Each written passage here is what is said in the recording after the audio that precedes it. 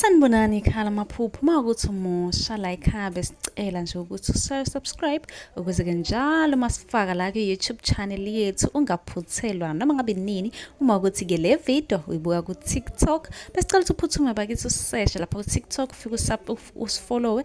Ngijwayele ukuba live nje uzobona wonke amavidiyo amaningi kodwa amavidiyo amaningi agcwele la ku-YouTube, so kwakho ukuthi usubscribe and turn on i-notification bell ukuze njalo uma ngifaka amavidiyo izothi nqinqi efonini yakho ukuze ubone ukuthi la sikhuluma ngani, ngoba wonke ama-comment eniwabuzayo ngizolokhu nje ngenza amavidiyo ungafaka. Uma-ke nawe ubuzile ungakayiboni impendulo yakho, scrolla semaningi amavidiyo engiwenzile uzofika-ke lapho ubone mhlawumpe impendulo yakho, noma mhlawumpe uphuphe ungeza nawe uzoscrolla uzocinga impendulo. Ake ngiqhubeke ngichaze amaphupho eniwabuze kuma-comment section.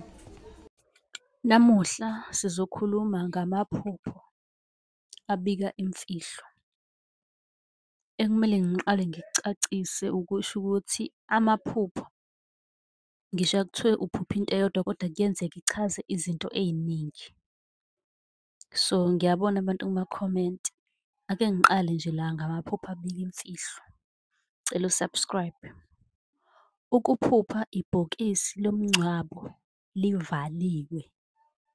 Lokho-ke kusuke kubika ukuthi kunemfihlo enkulu ekhaya ethinta umuntu osewashona, noma-ke engendaba yokushona, imfihlo.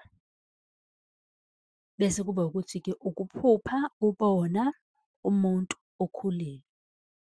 Kusuke kukhona imfihlo ekhona ngawe. Okunye usuke ukhulelwe okwangempela. Ebese-ke elinye elibika imfihlo ileli.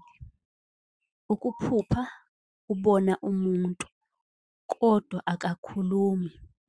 Lowo muntu kube ukuthi umuntu omaziyo. Usuke ucabangela okuthize okungaba kuhle noma okungaba kubi.